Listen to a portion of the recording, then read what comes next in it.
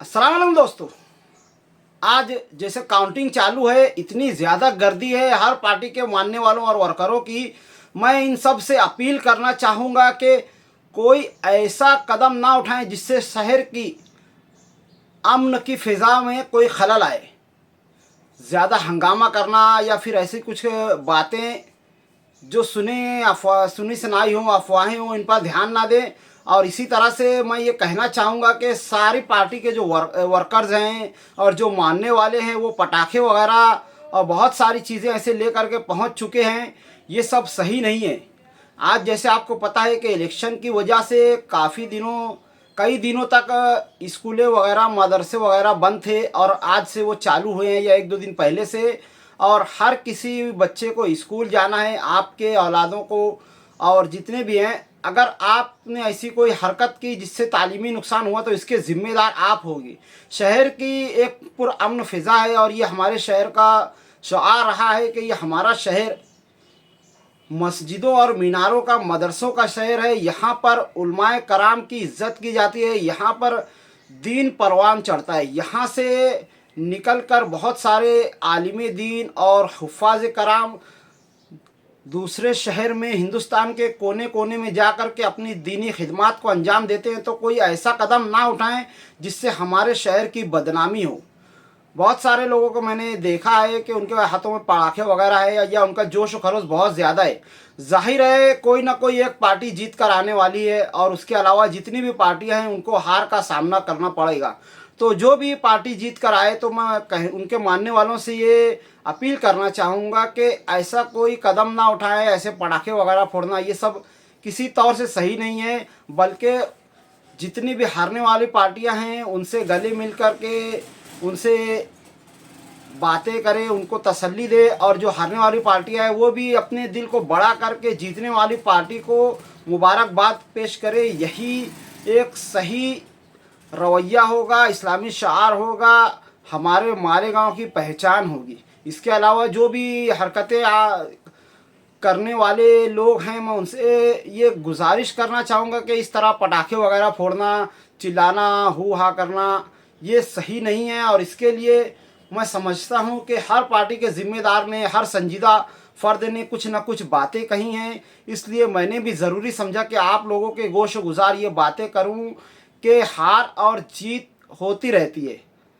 हर 5 साल बाद इलेक्शन आता है और आज इसकी बारी तो कल उसकी बारी। पर इसका मतलब ये नहीं है कि कोई पार्टी जीत जाए तो वो बाकी लोगों की दिल आज़ारी करे, या कोई पार्टी हार जाए तो गुस्सा हो और अपनी उसे बेइज्जती समझे। ऐसा कुछ भी नहीं है।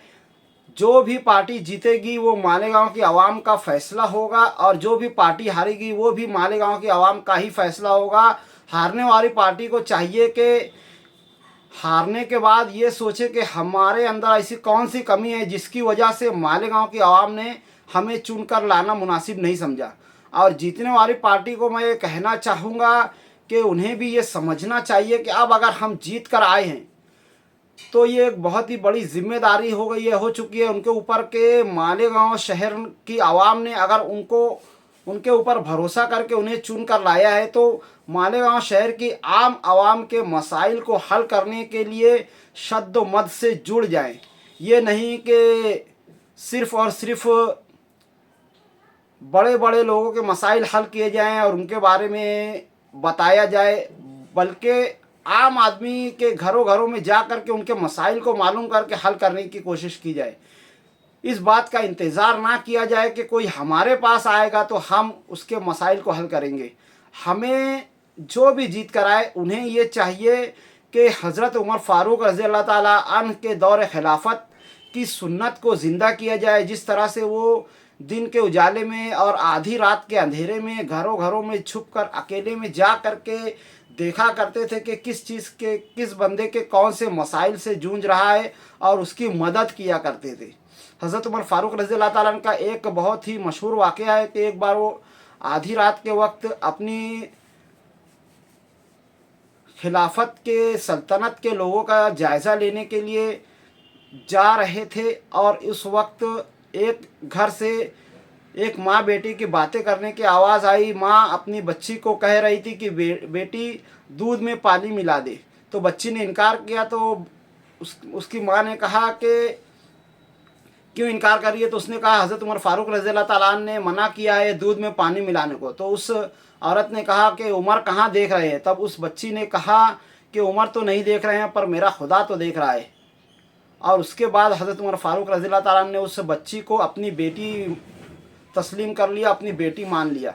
इस तरह के दौर खिलाफत की भी हमें ज़रूरत है। आज मालेगांव शहर के आवाम के बहुत सारे ऐसे मसाइल हैं जिससे वो जूझ रही है, और इतने गैरतमंद आवाम है हमारे मालेगांव शहर की कि वो किसी के आगे हाथ फैलाना या किसी से मदद मांगना नहीं चाहती है।